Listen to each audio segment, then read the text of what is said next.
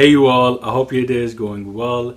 Today I wanted to make a video about finding the right mentor. Before we get started, please be sure to subscribe to my channel and turn on your notification button to be notified of more videos like this.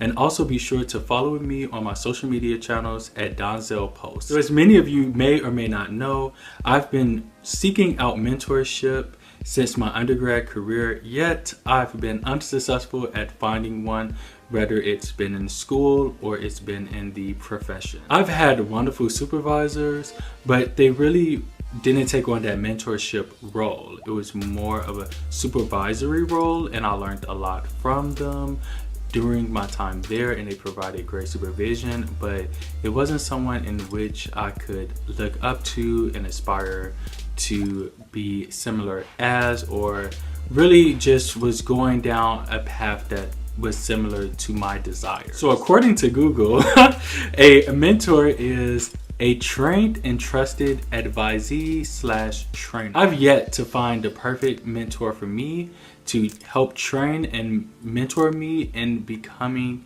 a professor. So for those of you who didn't know, I have long-term goals of becoming a professor and entering an academic clinical career. So at some point I'll be going back to school to obtain my PhD. I'm not sure what it will be in yet, but whatever it's in, I know that I want to be able to enhance and improve the quality of practice within social work and therapy. In some ways I am glad because it forced me to stand on my own 2 feet, but I do have concerns about successfully matriculating through a doctoral program and obtaining a successful postdoc fellowship, simply because mentorship is a huge component of a doctoral program. Anywho, these are some tips that I've used in selecting a great mentor and just what I look for in a mentor, because it's not as though I haven't ran into great people and quality people. It's just that sometimes our interests just didn't align, or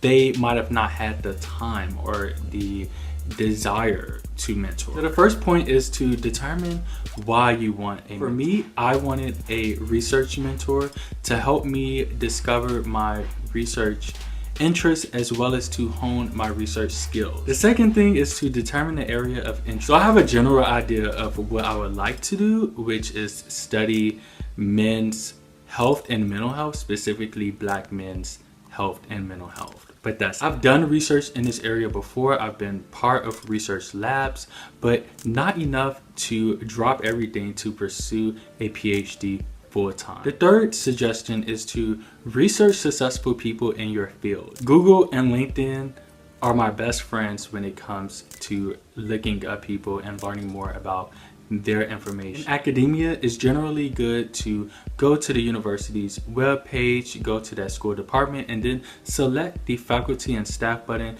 just to read the faculty profile, as well as click to their link page that shows their CV and their background. So the fourth thing is to develop a relationship. When you find that person, don't jump straight into the mentorship and straight into making requests. Get to know them in their research.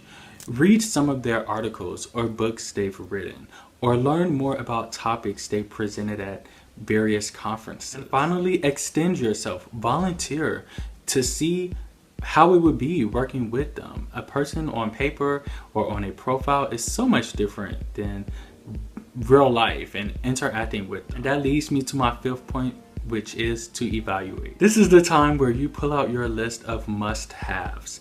I've learned that a mentor may not have everything that you desire in a mentor, but they should have some key components. So you have to at some point evaluate and determine, does this person have enough for you to consider them a mentor or consider requesting they become a mentor? And this is really important because some programs will automatically assign you a mentor. And I spoke with a guy in a doctoral program, and he shared how he had to switch labs in the middle of his doctoral program because it just simply was not the best fit. And my last tip, the sixth tip, is to simply ask or to simply allow it to form naturally. If you're applying to doctoral programs, you probably will be asked to list a person that you're interested in working with, and that person will more than likely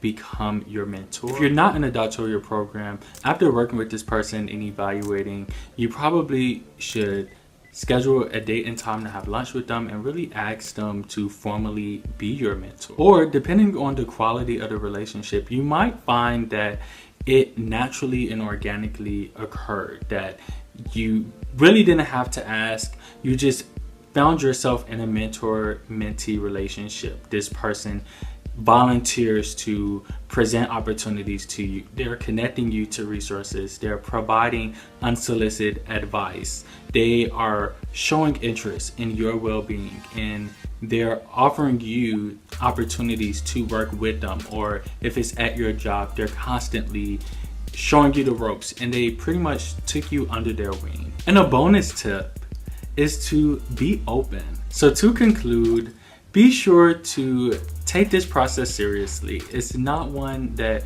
should be taken lightly, but it's also not something that should feel like a chore. This is something that should be fun, shouldn't be daunting to when you think of this person. It shouldn't be like, oh my gosh, I have to talk to this person again. It should be more like, yes, I get to see this person again, and we get to exchange and engage in such an enriching dialogue, and I'm going to learn something today. When I speak with this person, I'm going to grow, and I'm going to walk away from our encounter a better person. So if you like this video, please give it a thumbs up, and be sure to share with someone that may be in search of a mentor, or if you thought this content was good, share it on your platform, and comment in the comment section below, what area are you looking for a mentor for, or what was your process like in finding your mentor? Thank you so much for watching, and until I see you next time, be you, be great.